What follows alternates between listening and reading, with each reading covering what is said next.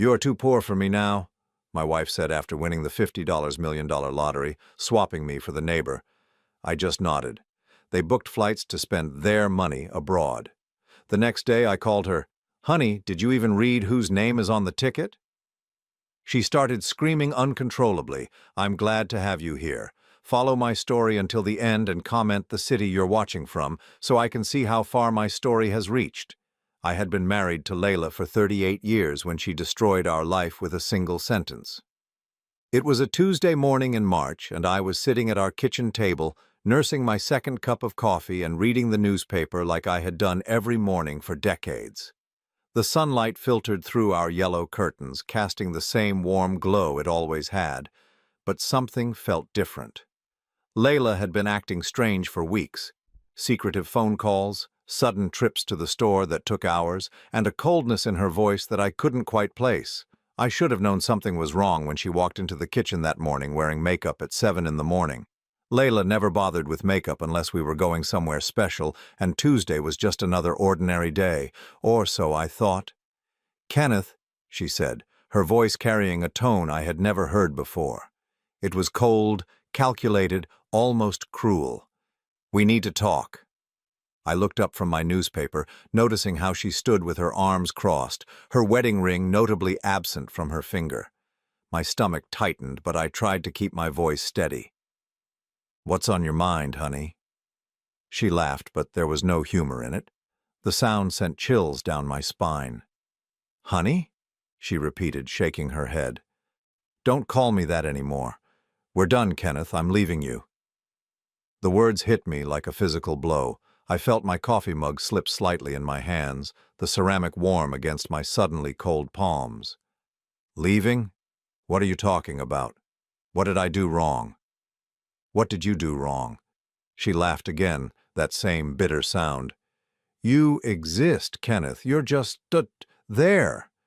Do you know how suffocating it's been, living with someone who has no ambition, no drive, no money? I'm 58 years old, and I refuse to spend whatever years I have left pretending to be happy with a man who can't even afford to take me on a decent vacation." I stared at her, trying to process what she was saying. We had never been wealthy, that was true. My pension from the factory was modest, $1,800 a month, but we got by. We had our house, our health, and I thought we had each other. Apparently, I was wrong about that last part. "Layla, please," I said, setting down my coffee mug with trembling hands. "If money is the issue, we can figure something out. I can look for part-time work, or maybe we can—" "Stop!" she cut me off, her voice sharp as a knife. "Just stop with your pathetic solutions. You don't understand. Kenneth, I don't want to figure anything out with you. I want out. I want a real life with someone who can actually provide for me." That's when it hit me. The secret phone calls, the long absences, the way she had been looking at me with such disdain. "There's someone else," I said, and it wasn't a question. Her smile was predatory. "Yes, there is. Marcus appreciates me in ways you never could. He knows how to treat a woman, how to make her feel special. He has plans, Kenneth, big plans." Marcus. Our neighbor Marcus, the one who always revved his motorcycle at all hours, the one who had been coming around more often lately to borrow tools or ask about the neighborhood. The one who had been looking at my wife like she was a prize to be won. My heart felt like it was being crushed in a vice. "How long?" I asked, my voice barely above a whisper. "Long enough," she said with a shrug. "Long enough to know that what we have isn't love, it's just habit. A bad habit that I'm finally ready to break." I felt tears burning behind my eyes, but I refused to let them fall. Not in front of her. Not when she was looking at me with such contempt. 38 years, Layla. Doesn't that mean anything to you?" 38 years of settling," she replied. 38 years of telling myself that this was enough, that you were enough.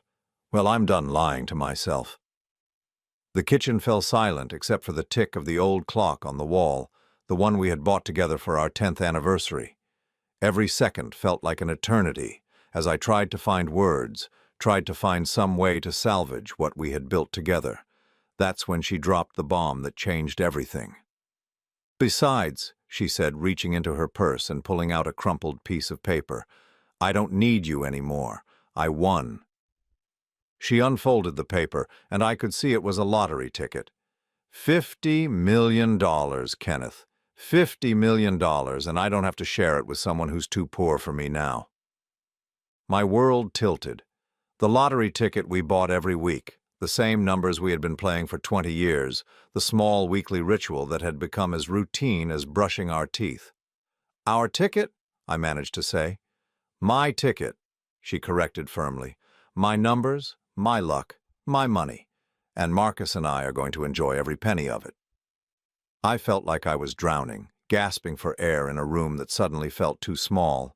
The woman I had loved for more than half my life, the woman I had worked 2 jobs to support through her mother's illness, the woman who had promised to love me for better or worse, was standing in our kitchen telling me I wasn't worth the paper our marriage certificate was printed on. "You can't be serious," I said. But even as the words left my mouth, I could see in her eyes that she was dead serious. This wasn't a momentary crisis or a midlife panic. This was calculated, planned, final. "I've never been more serious about anything in my life," she said. "Marcus is picking me up in an hour. I've already packed my things, the important things anyway." She gestured around the kitchen dismissively. "You can have all this. The house with its leaky roof, the old furniture, the memories. I'm starting fresh." "Layla, please," I tried one more time, my voice breaking despite my efforts to stay strong. "We can work through this. Marriage isn't supposed to be easy all the time, but we made a commitment." "The only commitment I made," she interrupted, "was to myself. I committed to getting out of this dead-end life before it's too late, and thanks to this lottery ticket, I can finally afford to do it right." She walked to the window and looked out toward Marcus's house. I could see her face soften, could see the expression I remembered from our early days together. But now it was for someone else. The knife in my heart twisted deeper. "He's everything you're not, Kenneth," she said without turning around. "Confident, successful, exciting. He owns his own business, drives a nice car, knows how to have fun. When I'm with him, I remember what it feels like to be alive." I wanted to argue, to point out that Marcus was divorced twice, that his business was a small auto repair shop that barely stayed afloat, that the motorcycle he rode wasn't exactly luxury transportation. But what was the point?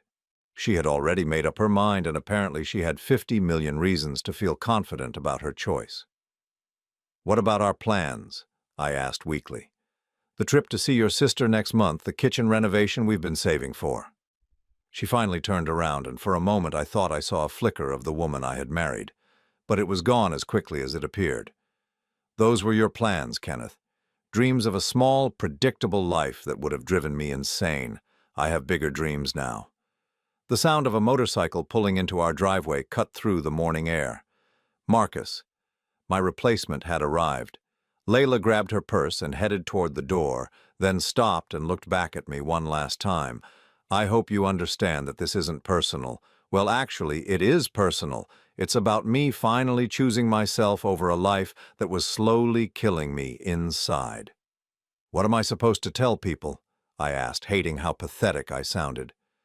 "Tell them the truth," she said with another one of those cold smiles. "Tell them that your wife got lucky and decided she deserved better."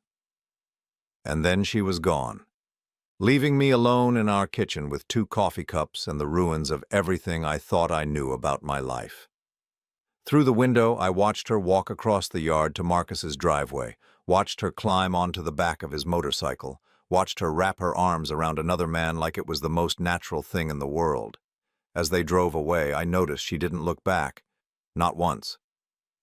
I sat there for a long time after they left, staring at the lottery ticket she had left on the table, our weekly tradition turned into the instrument of my destruction.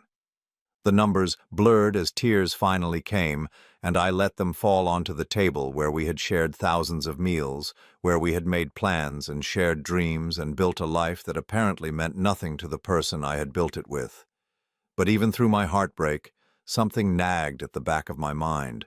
Something about that lottery ticket, about the way she had handled it, about the confidence in her voice when she called it hers. I wiped my eyes and picked up the crumpled paper, studying it carefully. That's when I realized she had made her first mistake. But I wasn't ready to think about that yet. First, I had to figure out how to survive the complete destruction of everything I thought I knew about love, loyalty, and the woman who had just walked out of my life forever. The clock on the wall kept ticking, marking time in a house that suddenly felt like a mausoleum of broken promises and shattered dreams. The first week after Layla left was a blur of sleepless nights and empty rooms.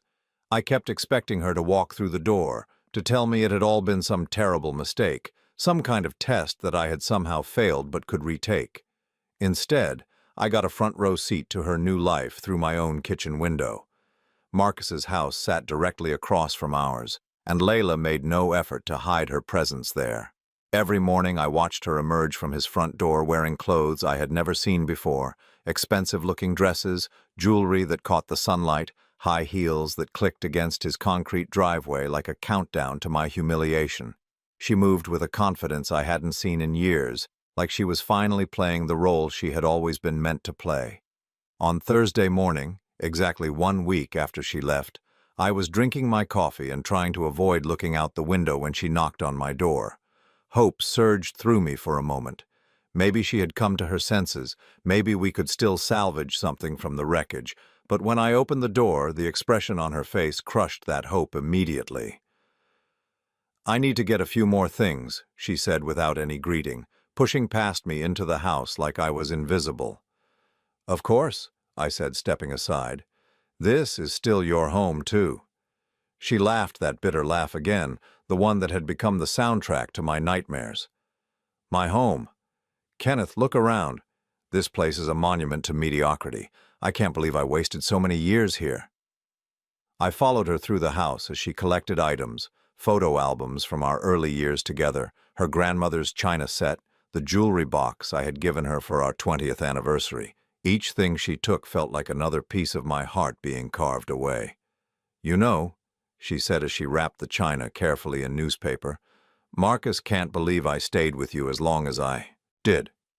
He says it shows how loyal I am, how I was willing to sacrifice my own happiness for someone else's comfort." "Is that what our marriage was to you?" I asked. "Sacrifice?" She paused in her packing and looked at me with something that might have been pity. "Kenneth, our marriage was a lot of things, but it was never about happiness, not real happiness. It was about safety, about following the script we were supposed to follow, get married, buy a house, grow old together. But I don't want to just grow old. I want to live." "And you can't do that with me? Look at yourself," she said, gesturing toward the hallway mirror. "Look at what you've become. When was the last time you took a risk? When was the last time you surprised me with anything? When was the last time you made me feel like I was worth fighting for?" I did look at myself in that mirror, and I saw what she saw. A 61-year-old man in a faded flannel shirt, gray hair that needed cutting, shoulders that had started to stoop under the weight of years and disappointment. When had I stopped trying? When had I stopped seeing myself as worthy of her love? "I thought I was fighting for you every day," I said quietly. "Working, providing, being faithful, being here." "Being here," she repeated. "That's exactly the problem, Kenneth. You were always just here, present but not really alive. Do you know what it's like to be married to someone who's already given up on everything?" Her words stung because there was truth in them. After the factory closed and I took early retirement, I had settled into routines that felt safe but maybe weren't very exciting. I read my newspaper, worked in my garage, watched the same television shows. I had thought we were growing old together gracefully, but maybe I had just been growing old. "Marcus makes me feel alive again," she continued, folding clothes I had watched her wear to church, to family dinners, to all the ordinary moments of our ordinary life. "He has plans, Kenneth, real plans. We're going to travel, see the world, live in places I've only read about. We're going to eat at restaurants where a single meal costs more than you spend on groceries in a month." "With the lottery money," I said. "With my lottery money," she corrected firmly. "Money that's going to buy us experiences you could never give me. Marcus and I are flying to Europe next week. Paris first, then Rome, then wherever we want to go. No schedules, no budgets, no worrying about whether we can afford to live a little. I watched her pack away our life together, and a strange calm settled over me. Maybe it was shock, or maybe it was resignation, but I found myself observing her with an almost clinical detachment. She was so confident, so certain that this lottery ticket had solved all her problems and answered all her prayers. "You seem very sure about all this," I said. She stopped packing and looked at me with something close to sympathy. "Kenneth, I know this is hard for you to accept, but sometimes people grow in different directions. Sometimes what worked for 38 years stops working. I'm not the same person I was when I married you, and neither are you." "No," I agreed. "I guess we're not." "The difference is," she said, "I'm finally brave enough to do something about it." She finished packing her things and called Marcus to come help her carry them. When his motorcycle rumbled into the driveway, I watched from the kitchen window as he swaggered up to our front door like he owned the place. He was wearing expensive jeans and a leather jacket that looked new, his graying hair slicked back in a way that probably looked good to a woman who was trying to recapture her youth. "Hey there, Ken," he said when I opened the door, his voice carrying a false friendliness that made my skin crawl. "Sorry about all this, buddy. You know how it is. When love calls, you gotta answer." I wanted to punch him. I wanted to grab him by his leather jacket and throw him off my porch. Instead, I nodded and stepped aside, watching as he helped Layla carry away the remnants of our life together. "This is the last of it," Layla announced as they loaded the final box into Marcus's truck. "I won't be bothering you again." "It was never a bother," I said, and I meant it. For a moment her expression softened, and I saw a flash of the woman I had fallen in love with all those years ago. "Kenneth, I hope you understand that I had to do this. I hope someday you'll see that it was better for both of us." "Maybe," I said, though I couldn't imagine how losing the love of my life could ever be better for me. As they drove away together, Marcus's arm around Layla's shoulders, I noticed the neighbors watching from their porches and windows. The Hendersons from next door gave me a sympathetic wave. Mrs. Patterson from across the street shook her head disapprovingly. By evening, the whole neighborhood would know that Kenneth Morrison's wife had left him for a younger man and a lottery ticket. That night, I sat in my garage among my tools and my unfinished projects, thinking about everything Layla had said. Maybe she was right. Maybe I had stopped trying, stopped growing, stopped being the kind of man who deserved a woman like her. Maybe I had become so comfortable with our quiet life that I had forgotten how to make her feel special. But as I sat there in the familiar smell of oil and sawdust, surrounded by the evidence of 38 years of building and fixing and maintaining, I realized something else. Layla had been very confident about that lottery ticket, very sure that it belonged to her and that she had the right to do whatever she wanted with it. I reached into my wallet and pulled out the small slip of paper I had been carrying around for a week, ever since the morning she left. It was a receipt from Tony's Corner Market, dated the Tuesday before our world fell apart. A receipt for $20 worth of lottery tickets, paid for with my debit card, purchased under my name, the way it had been every Tuesday for the past 20 years. Layla had been so focused on the winning numbers, so excited about the money that she hadn't bothered to look at who had actually bought the ticket. She had assumed, the way she assumed about so many things in our marriage, that what was mine was automatically hers. But assumption and legal reality were two very different things. I folded the receipt carefully and put it back in my wallet. Then I went inside, poured myself a glass of the good whiskey I had been saving for a special occasion, and sat down to think about what I was going to do with this information. Outside, Marcus's motorcycle roared to life as he and Layla headed out for another evening of celebration. They had no idea that their entire future was built on a foundation that was about to crumble. For the first time in a week, I smiled. 2 weeks had passed since Layla left, and I had watched from my kitchen window as she and Marcus lived their fantasy life with what they believed was their $50 million. Every morning, expensive cars appeared in his driveway, rental Porsches, Mercedes convertibles, luxury vehicles that cost more per day than I used to make in a week at the factory. They were test driving their new lifestyle, sampling the kind of wealth they thought was theirs forever. I had been patient, watching and waiting, letting them dig themselves deeper into their delusion. Marcus had quit his job at the auto repair shop with great fanfare, telling anyone who would listen that he was now financially independent. Layla had been shopping non-stop, coming home with designer bags and clothes that still had price tags attached. $500 for a purse, $800 for a dress, $3,000 for a watch that glittered on her wrist like a declaration of war against our former life. They had booked their trip to Europe, first-class tickets to Paris that cost $12,000 each. They had put down deposits on luxury hotel suites, hired a private tour guide, and reserved tables at restaurants where a single dinner would cost more than our monthly grocery budget used to be. Marcus had even started looking at houses. Not just any houses, but mansions with swimming pools and tennis courts and price tags that made my pension look like pocket change. But the most painful part wasn't the money they were spending, it was watching how happy Layla looked. Through my window I could see her laughing in ways I hadn't heard in years, dancing in Marcus's kitchen while he cooked elaborate meals, sitting on his porch swing in the evenings with a glass of wine and an expression of pure contentment. She looked younger, brighter, like someone who had finally found her place in the world. Part of me wondered if I should just let them have their happiness. Maybe she was right. Maybe she deserved better than what I had given her. Maybe $50 million and a man who made her laugh was worth more than 38 years of quiet, steady love that had apparently felt more like prison than partnership to her. But then I would remember the cruelty in her voice when she told me I was too poor for her now. I would remember the way she had looked at me like I was something she couldn't wait to scrape off her shoe. I would remember how she had thrown away nearly 4 decades of marriage without a single moment of hesitation or regret.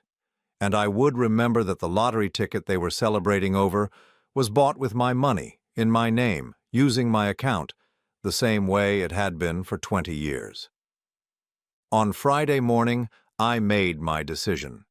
I had been carrying the receipt in my wallet for 2 weeks, along with another piece of paper, a photocopy of the actual winning lottery ticket that I had retrieved from the kitchen table after Layla left. She had been so eager to show it to me, to wave her victory in my face, that she had left the original sitting right there next to her coffee cup, like a forgotten newspaper. I had spent those 2 weeks researching lottery laws, talking to lawyers, and making sure I understood exactly what my legal position was. The news was even better than I had hoped. Because the ticket was purchased in my name, with my money from my account, I was the legal winner. Layla's assumptions about community property didn't apply to lottery winnings in our state, especially when she could prove no financial contribution to the purchase. But more than that, I had discovered something else during my research. In order to claim lottery winnings over $10,000, the winner had to appear in person with photo identification and the original ticket. No exceptions, no proxies, no joint claims, unless both names were on the ticket from the beginning. Layla and Marcus didn't know any of this. They had been so focused on celebrating and spending that they hadn't bothered to actually claim the prize. They were living on credit and borrowed money, confident that their payday was just a matter of paperwork and time. I picked up my phone and dialed Layla's number. My hands were steady, my mind clear. I had rehearsed this conversation in my head 100 times, but I still felt my heart racing as the phone rang. "Kenneth?" Her voice was surprised, maybe even a little worried. "Why are you calling me?" "Hello, Layla," I said, keeping my voice calm and friendly. "I hope I'm not interrupting anything important." "We're actually pretty busy," she said, and I could hear Marcus in the background asking who it was. "We're finalizing our travel plans. Marcus found this amazing villa in Tuscany that we might rent for a month." "That sounds wonderful," I said, and I meant it. "I'm sure you'll have a beautiful time. The Tuscan countryside is supposed to be breathtaking this time of year." There was a pause. She had expected anger, maybe, pleading, perhaps another pathetic attempt to win her back. My pleasant conversational tone was clearly confusing her. "Kenneth, what do you want?" she asked, suspicion creeping into her voice. "I just had a quick question about the lottery ticket," I said, picking up the photocopy from my kitchen table and studying the numbers that had changed everything. It's probably silly, but I was curious about something. "What about it?" Her voice was sharper now, defensive. I could picture her standing in Marcus's kitchen, maybe looking out the window at our house, wondering what game I was trying to play. The thought of her confusion made me smile, though I kept my voice carefully neutral. "Well," I said, "I was just wondering if you ever actually looked at whose name is on the ticket." The silence that followed was so complete that for a moment I thought the call had dropped. I could hear Marcus in the background asking what was wrong, could hear Layla's breathing becoming shallow and rapid. "What do you mean?" she finally asked, but her voice had changed completely. The confidence was gone, replaced by something that sounded dangerously close to panic. "I mean exactly what I asked," I said, still maintaining that friendly, curious tone. "Did you ever check to see whose name is printed on that lottery ticket? Because I'm looking at a copy of it right now and I think there might be something you overlooked." "That's impossible," she said, but she didn't sound sure anymore. "I bought that ticket, those are my numbers." "Actually," I said, and now I let a little steel enter my voice, "those are our numbers. The numbers we've been playing together every Tuesday for 20 years. But the ticket itself, the actual ticket that you're planning to claim $50 million with, was purchased by me, with my debit card from my account, and it has my name printed right there at the bottom." The sound that came through the phone was barely human. It started as a gasp, escalated to a shriek, and ended in something that sounded like the air being let out of a balloon. I heard Marcus demanding to know what was happening, heard papers rustling as Layla presumably scrambled to find the ticket and check for herself. "No," she said, and her voice was breaking. "No, that's not possible. We always bought the tickets together. They're our tickets. I have rights." "You have rights," I agreed. "You have the right to be married to someone who bought a lottery ticket in his own name, but that's where your rights end, Layla. The ticket belongs to whoever bought it, and I have 20 years of receipts to prove that person has always been me." "You bastard!" she screamed, and now I could hear her crying. "You planned this. You knew this whole time." "I've known for 2 weeks," I admitted, "ever since you left the ticket on our kitchen table, and I had a chance to really look at it. I've spent those 2 weeks watching you and Marcus celebrate with money that isn't yours, watching you spend thousands of dollars you don't have, watching you plan a life that you can't afford." "Marcus!" she was calling out, her voice high and frantic. "Marcus, look at this. Look at the name on this ticket." I heard him take the phone from her, his voice aggressive and threatening. "Listen here, you old fool. I don't know what kind of scam you're trying to pull, but Layla won that money fair and square. You can't just steal it from her because you're bitter about the divorce." "I'm not stealing anything," I said calmly. "I'm claiming what was legally mine from the beginning. And there isn't going to be a divorce, Marcus. There's going to be an annulment." "An annulment?" His voice cracked slightly. "Layla committed adultery," I explained patiently. "I have photographs, dates, witnesses. In this state, that means she gets nothing from our marriage. No house, no savings, no alimony, nothing. She bet everything on that lottery ticket, and it turns out she bet with someone else's money."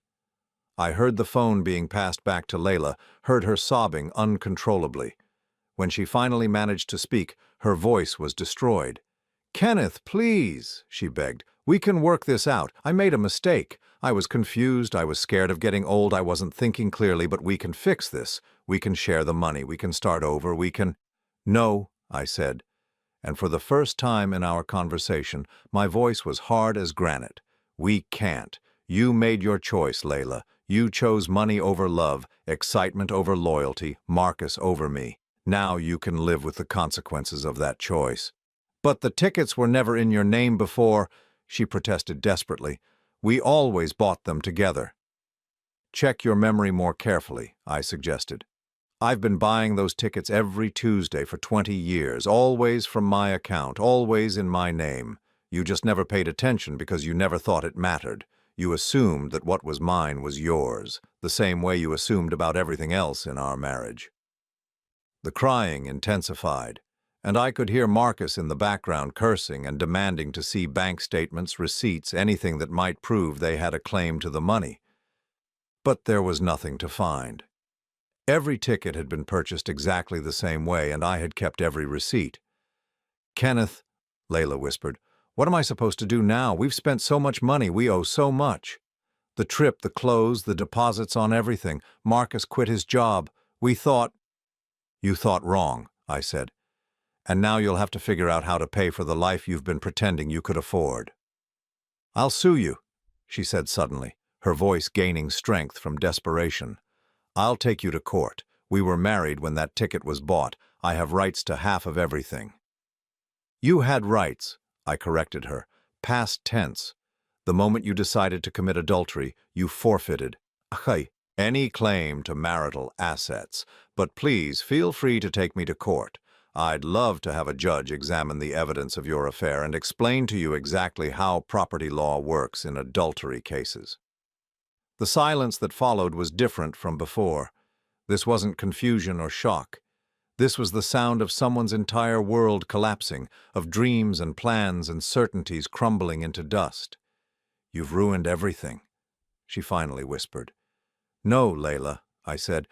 "You did that all by yourself. I just decided not to pay for the privilege of watching you do it."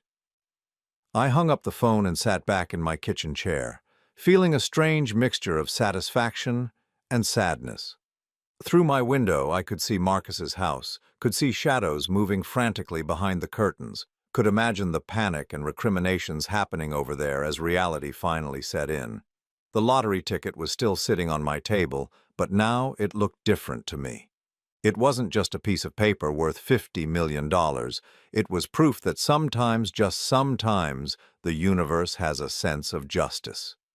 My phone started ringing immediately, Layla calling back, probably to beg or threaten or try some new approach to claim money that had never been hers. I let it ring. Tomorrow I would drive to the state lottery office and officially claim my prize.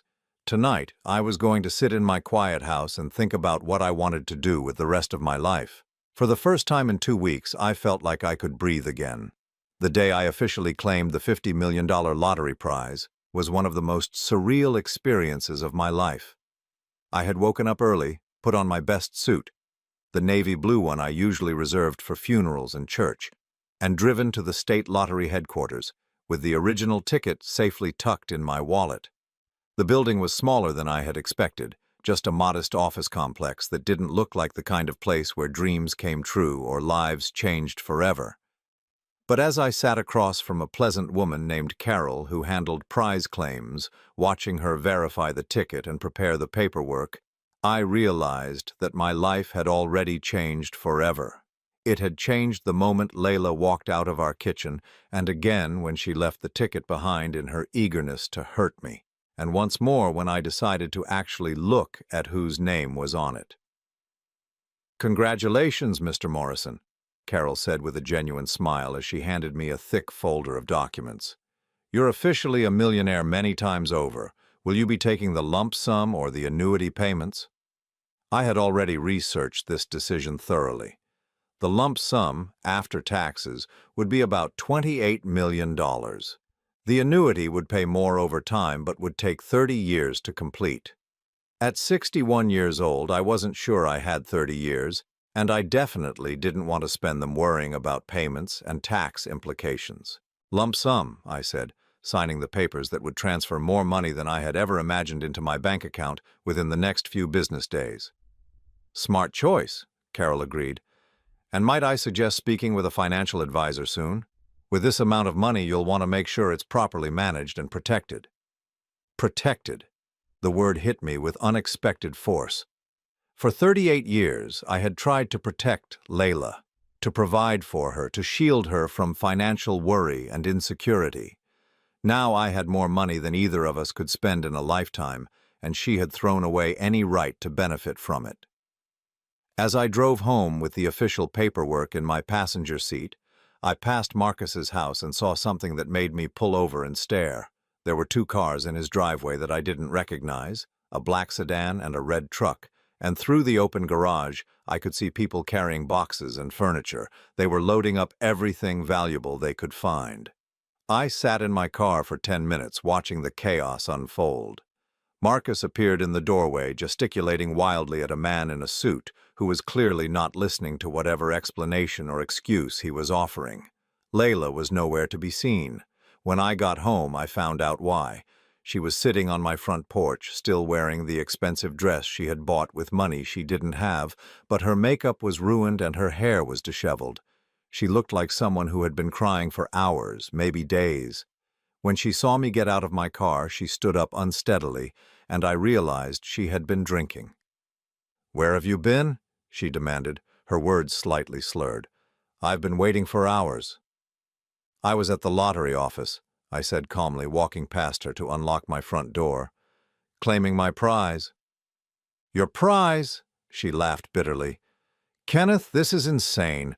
We were married when you bought that ticket. We played those numbers together for 20 years. You can't just steal my life away because you're angry about Marcus." I opened the door and stepped inside, but I didn't invite her in. She followed anyway, stumbling slightly as she crossed the threshold.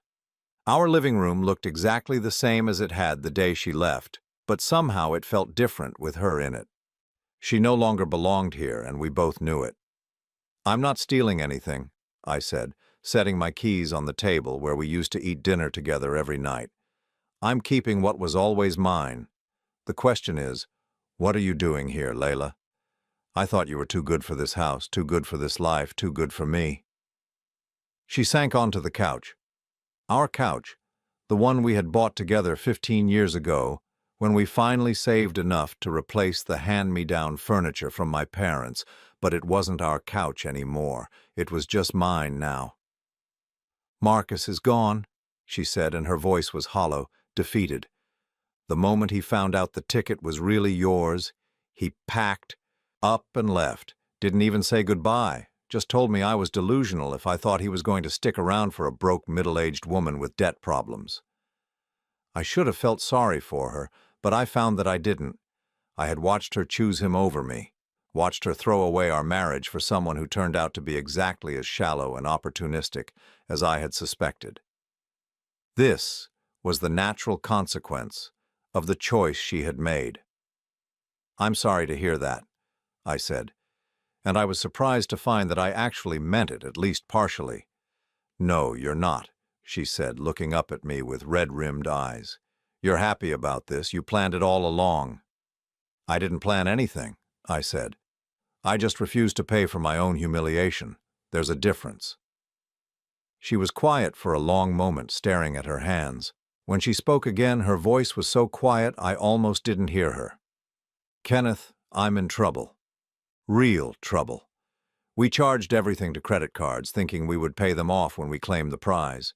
The trip to Europe, the clothes, the car rentals, the deposits on the house Marcus was looking at, it's all on credit.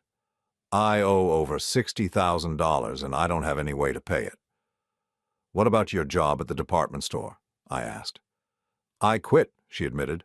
"Marcus said I didn't need to work anymore, that women like me shouldn't have to punch a time clock. I was so stupid, Kenneth. I was so incredibly stupid." For a moment, I saw the woman I had married 40 years ago, young and vulnerable and scared of making the wrong choices. But then I remembered the coldness in her voice when she told me I was too poor for her, the way she had looked at me like I was nothing, the casual cruelty with which she had discarded our entire life together.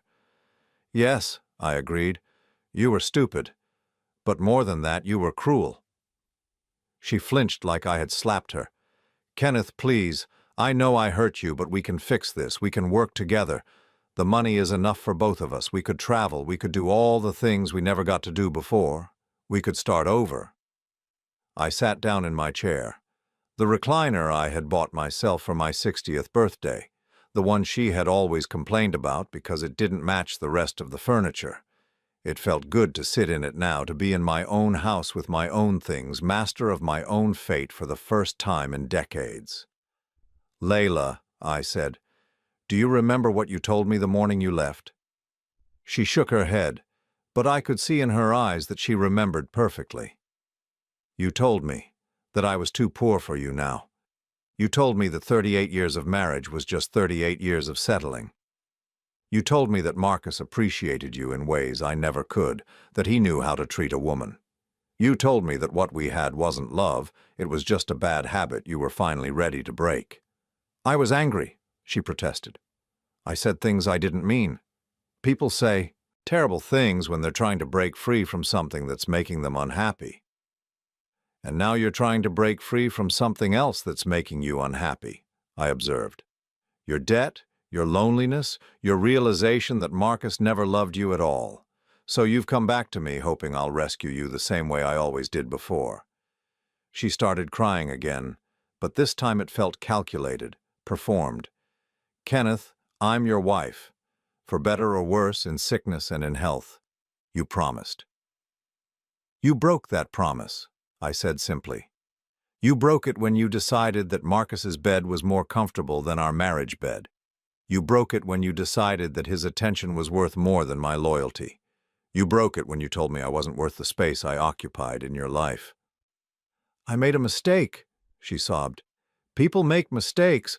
Couples work through mistakes all the time. I stood up and walked to the window, looking out at Marcus's house. The moving trucks were gone now, and the house looked empty, abandoned. Soon there would be new neighbors, people who didn't know our story, who would see me as just another retired man tending his garden and reading his newspaper. This wasn't a mistake, Layla, I said without turning around. A mistake is forgetting an anniversary or bouncing a check or saying something hurtful in an argument. What you did was make a deliberate choice to destroy our marriage because you thought you had found something better. Now that something better has turned out to be an illusion, you want to come back and pretend it never happened. So what am I supposed to do? She asked, and now her voice was getting angry again.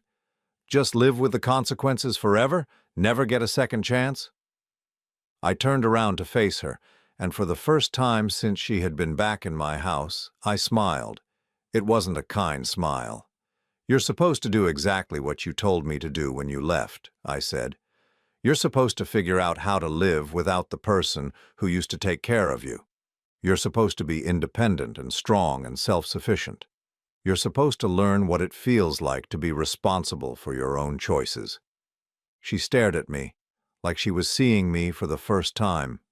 You've changed. Yes, I agreed. I have.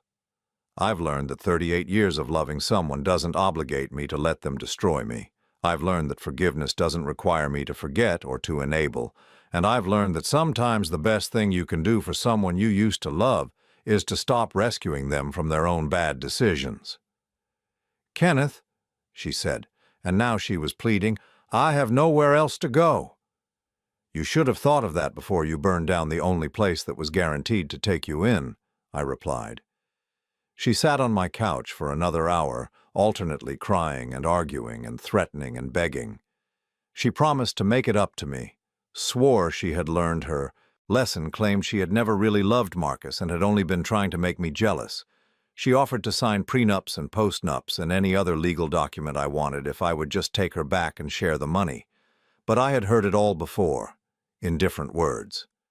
I had heard 38 years of promises and explanations and justifications for behavior that hurt me. I had spent decades making excuses for someone who had never really respected me, and I was done. When she finally left, she stood in the doorway and looked back at me one more time. You'll regret this, she said. When you're sitting in this empty house all alone, spending money that can't buy you love or companionship, you'll remember that you had a wife who was willing to come back to you, and you'll regret sending her away. Maybe, I said, but I'd rather regret letting you go than regret taking you back. She walked to the street and called a taxi, and I watched from my window as she waited for it with her shoulders shaking and her expensive dress wrinkled from sitting on my porch for hours. When the car finally came and took her away, I poured myself a glass of that good whiskey again and sat in my quiet house, thinking about what she had said. Maybe she was right. Maybe I would regret this someday. But right now, sitting in my own home with my own money and my own choices, I felt something I hadn't felt in years. I felt free. Tomorrow, I would start figuring out what to do with $28 million in the rest of my life. Tonight, I was just going to enjoy the silence of a house where no one would ever again tell me I wasn't good enough. Outside, it started to rain, and the sound on my roof was like music. 3 months after I claimed the lottery prize, I was sitting in my lawyer's office reviewing the final divorce papers when David Martinez, my attorney, set down his pen and looked at me with something that might have been admiration. "Kenneth," he said, "I've been practicing family law for 22 years, and I've never seen a case quite like this one. Your wife's attorney is essentially arguing that she should be entitled to half of lottery winnings because she was present when the numbers were chosen, despite having no financial contribution to the ticket purchase and despite committing documented adultery. It's either the most creative legal argument I've ever heard or the most desperate." I had hired David 3 weeks after Layla left my house that day, not because I was angry, but because I was practical. If she was going to fight me for the money, I wanted to be prepared. What I hadn't expected was how thoroughly her own actions would undermine any legal claim she might have had. "What's the court's position?" I asked. David smiled, opening a thick folder filled with photographs, bank statements, credit card records, and witness statements. "The court's position is that adultery nullifies any claim to marital assets in this state, especially when the assets in question were acquired through the separate funds of the non-cheating spouse. But even if that weren't the case, her behavior over the past few months has been illuminating." He was referring to what had become known in our neighborhood as Layla's campaign. After I refused to take her back, she had launched what could only be described as a public relations war against me. She had gone to every neighbor within a 3-block radius, telling them sob stories about how I was stealing money that rightfully belonged to both of us, how I was abandoning my wife in her hour of need, how 38 years of marriage should count for something. What she didn't realize was that many of these same neighbors had witnessed her affair with Marcus. They had seen her sneaking across the street at all hours, had watched her parade around in expensive clothes while telling everyone she was finally free of her loser husband, had heard her laughing about how she was trading up to a better man. Her attempts to portray herself as the victim fell on deaf ears. Mrs. Patterson from across the street had been particularly helpful. She had kept a detailed diary of Layla's comings and goings, complete with dates and times and descriptions of what Layla was wearing. It read like a chronicle of someone methodically destroying her own life while being too arrogant to realize it. "But the real gift," David continued, "was the interview she gave to that reporter from Channel 7. I winced, remembering the spectacle Layla had made of herself on the local evening news. The reporter had been doing a story about lottery winners and their families, and somehow Layla had convinced them that she was a tragic figure being cheated out of her rightful inheritance. The interview had been a disaster from the first question. She had appeared on camera looking haggard and desperate, wearing clothes that were obviously expensive but didn't quite fit properly, probably purchased during her brief fantasy period with Marcus. Her story kept changing throughout the interview. First, she claimed she had bought the winning ticket herself. When the reporter pointed out that the ticket was purchased with my debit card, she said we always bought tickets together as a couple. When pressed for specifics, she admitted she had never actually handled the money or been present for the purchases. The final nail in her media coffin came when the reporter asked about Marcus. Layla's face had gone through a series of expressions: confusion, anger, desperation, before she finally claimed that her relationship with Marcus was just a friendship that got misunderstood by small-minded people. Unfortunately for her, Marcus himself had given an interview to the same reporter the week before, in which he described their affair in explicit detail and explained how he had only been interested in her because of the lottery money. "The video has been viewed over 200,000 times on the station's website," David said. "The comments section is particularly brutal. Your wife has essentially made herself a public example of what happens when greed and adultery collide with karma." But the media attention was just embarrassment. The real consequences were legal and financial, and they were devastating. Because Layla had spent so much money that she didn't actually have, believing that lottery winnings would cover her debts, she was now facing bankruptcy. The credit card companies were demanding payment on over $70,000 in charges. Marcus, in a final act of spite after leaving her, had put all of their shared expenses on cards that were in her name only. The European vacation, the luxury hotel deposits, the rental cars, the expensive dinners, all of it was her responsibility now. Her old job at the department store had been filled within a week of her quitting. At 58, with no recent work experience outside of retail and a rapidly growing reputation as someone who made poor decisions, she was finding it nearly impossible to find employment that would support her new debt load. "She's filed for bankruptcy twice, but both times she's withdrawn the paperwork," David explained. "Her attorney keeps hoping they can get some kind of settlement from you before they have to admit complete defeat." "What kind of settlement are they asking for?" I asked, though I was pretty sure I already knew the answer. "Half," David said with a laugh. "They want half of the lottery winnings, plus half of your pension, plus spousal support for 10 years. Essentially, they want you to fund her recovery from the financial disaster she created when she tried to leave you." I had to admit, there was a certain audacity to it that was almost admirable. Layla had bet everything on Marcus and the lottery money, lost both, and was now trying to get me to pay for her gambling addiction to excitement and luxury. "What's our counteroffer?" I asked. "Nothing," David said simply. $0, zero support, zero compensation. You have documentation of her adultery, proof that the lottery ticket was purchased entirely with your funds, and evidence that she voluntarily abandoned the marriage to pursue another relationship. In this state, that means she gets nothing." "And the court agrees?" "The court more than agrees. Judge Patterson," yes, that's Mrs. Patterson's husband, which Layla's attorney pointed out as a potential conflict of interest before learning that Judge Patterson had never discussed the case with his wife. Anyway, Judge Patterson called it one of the clearest cases of marital misconduct, leading to forfeiture of assets that he's seen in his career. David pulled out another folder, this one containing what looked like financial statements. "There is one more thing, Kenneth. Something you should be aware of before we finalize everything." "What's that?" "Layla has been telling people that she's going to contest your ownership of the house. She's claiming that since it was purchased during the marriage, she has a right to half of its value regardless of the lottery situation." I felt a flare of anger, but it was different from the helpless rage I had felt when she first left. This was clean, purposeful anger, the kind that leads to action rather than despair. "Can she do that?" "She can try," David said, "but I have some good news. Remember those receipts you've been keeping for the past 20 years, the ones documenting your lottery ticket purchases?" I nodded. I had saved every receipt, every bank statement, every piece of paper related to our finances. It was a habit I'd developed after my father lost money in a bad investment when I was young.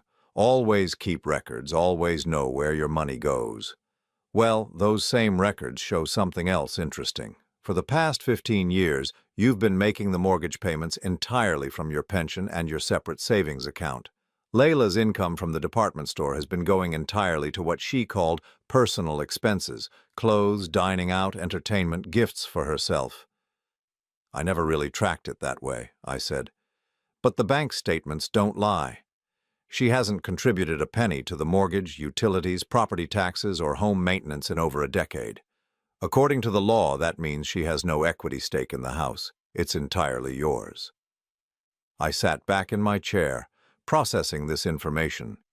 In her eagerness to spend her own money on herself, while I covered all the responsibilities, Layla had inadvertently created a paper trail that proved she had no legal claim to our home. "So what you're telling me is that she gets nothing?" "That's exactly what I'm telling you," David confirmed. "No money, no house, no support, no assets. She chose to commit adultery and abandon the marriage for another man, and under state law that forfeits any claim to marital property. The fact that her lover turned out to be using her, and that the money she thought she was entitled to was never actually hers, just makes her situation more ironic." As we finalized the paperwork, I found myself thinking about justice versus revenge. Revenge would have been me actively trying to hurt Layla, trying to make her suffer for what she had done to me. But this wasn't revenge. This was simply allowing her to experience the natural consequences of her own choices without me stepping in to rescue her the way I had done for 38 years. She had chosen Marcus over me, excitement over stability, greed over loyalty. She had bet everything on a future that was built on assumptions and entitlement rather than reality. Now she was learning what happens when assumptions collide with legal facts and when entitlement meets financial reality. "One last question," I said as David prepared the final documents for my signature. "What's she going to do now?" David's expression grew more serious. "I honestly don't know, Kenneth. Her bankruptcy attorney thinks she might be able to keep a small apartment if she can find steady work, but at her age, and with her current reputation, that's going to be difficult. She's essentially starting over with less than nothing. She's starting over with significant debt and no support system." "She made her choice," I said, signing the papers that would officially end my 38-year marriage. "She was very clear about what she wanted and what she thought she deserved. Now she can have exactly what she chose."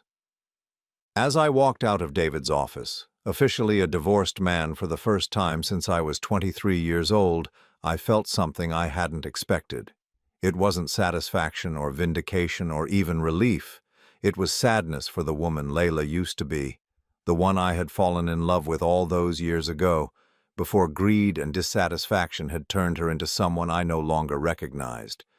But along with the sadness was something else, something stronger: freedom. For the first time in decades, I was responsible only for my own choices and my own happiness. I had $28 million, a house that was entirely mine, and a future that was completely open. As I drove home, I made a decision. Tomorrow I would start figuring out what I wanted to do with the rest of my life. Tonight I was going to cook myself a good dinner, pour a glass of wine, and sit in my own house, knowing that no one would ever again tell me I wasn't worth the love I had spent a lifetime giving.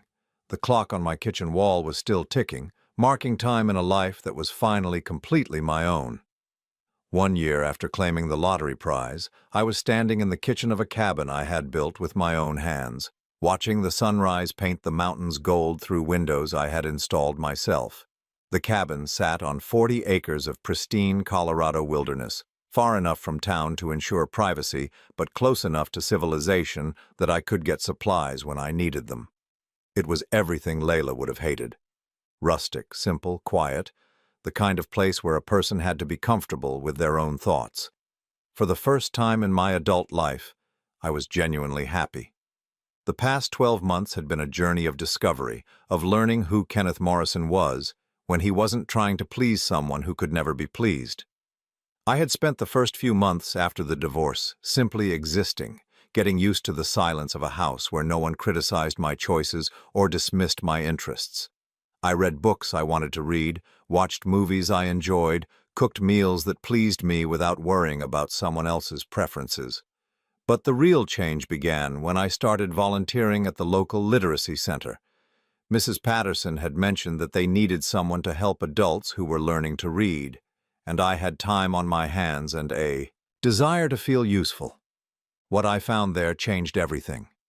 Teaching 40-year-old construction workers to read their children bedtime stories, helping grandmother learn to navigate the internet to video chat with grandchildren, watching people discover the joy of books for the first time in their lives.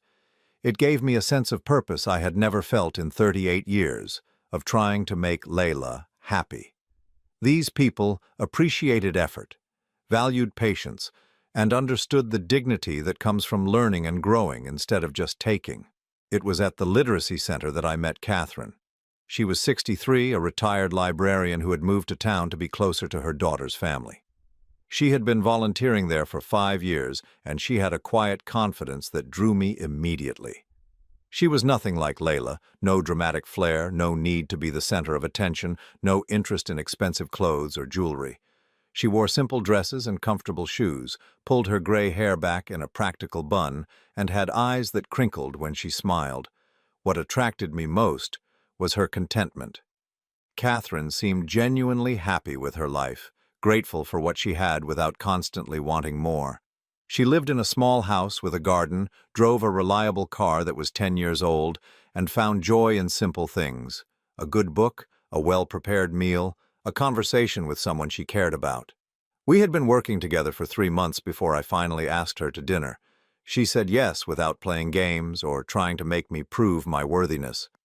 We went to a quiet restaurant where the food was good but not pretentious, and we talked for hours about books and travel and the satisfaction of helping others learn. "I have to ask," she said over coffee, "are you the Kenneth Morrison who won the lottery?" There was talk about it at the center, but I didn't want to pry. I appreciated her directness. "Yes, that's me."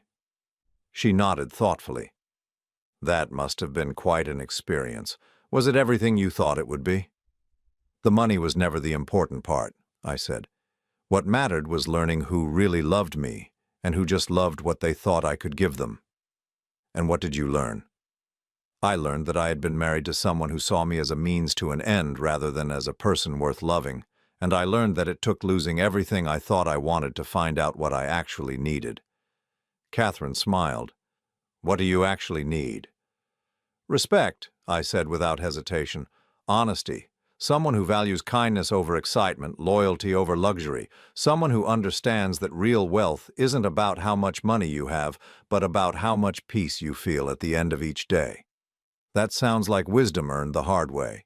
"The hardest way," I agreed. We dated for 6 months before I told her about the cabin. I had bought the land with some of my lottery winnings and spent every weekend there, building something with my own hands for the first time since I was young. It started as just a place to think, a retreat where I could process everything that had happened and figure out what came next. But as the walls went up and the rooms took shape, I realized I was building more than a cabin. I was building a new life.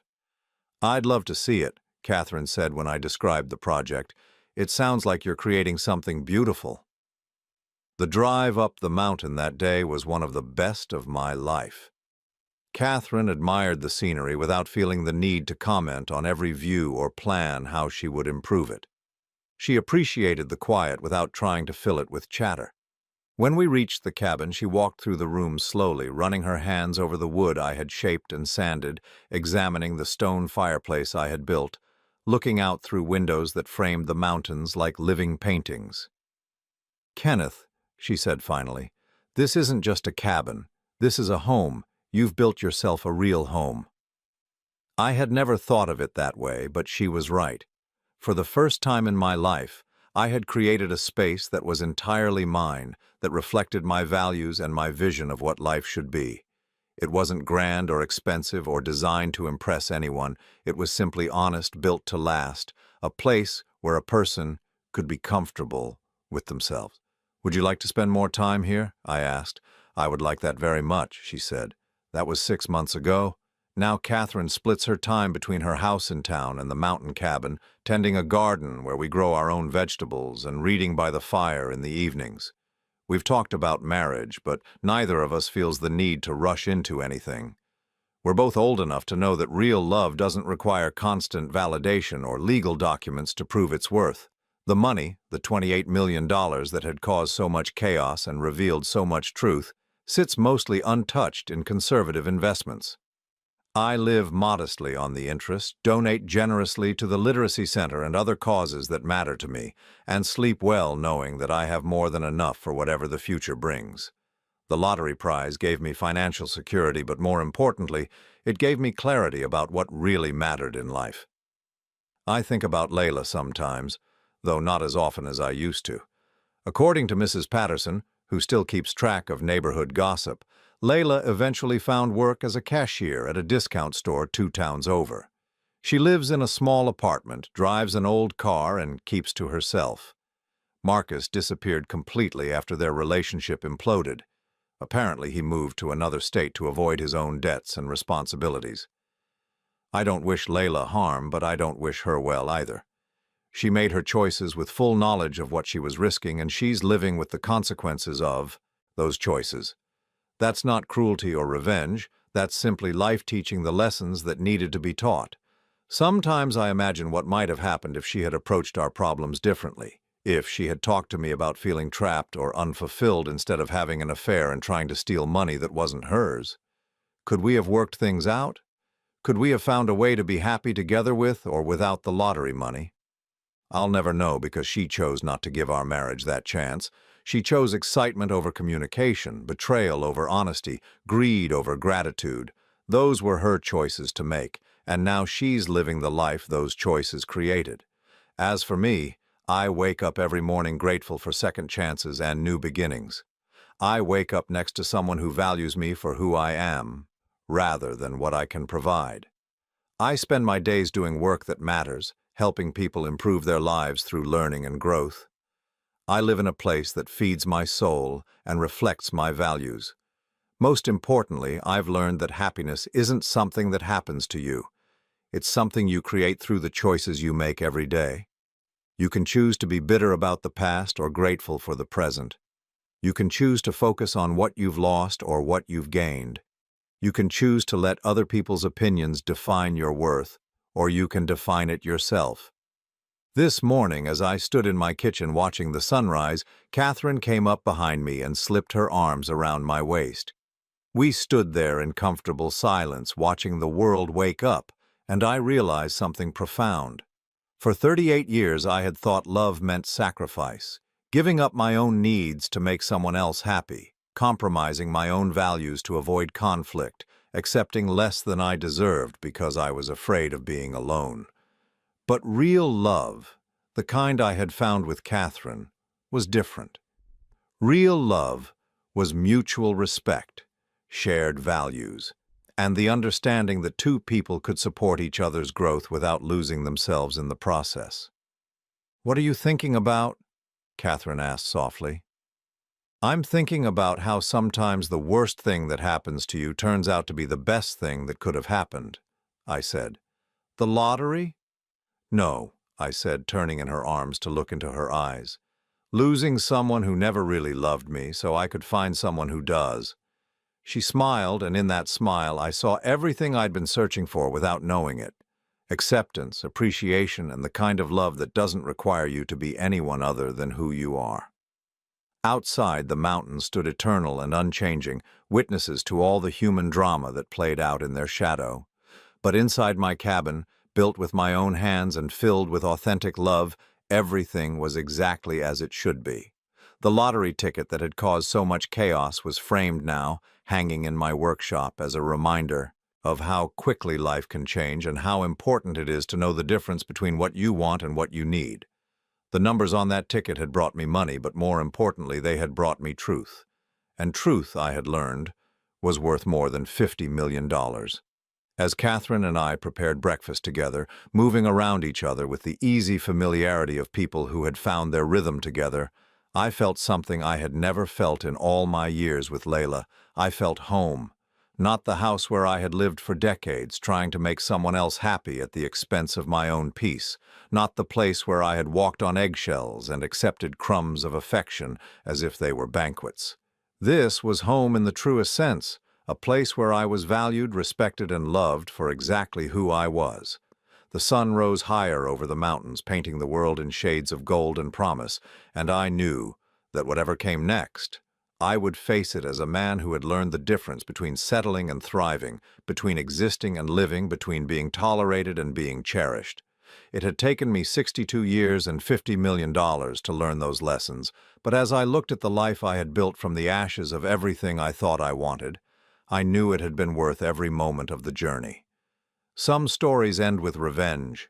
Some end with forgiveness. This one ends with something rarer and more valuable than either. This one ends with peace.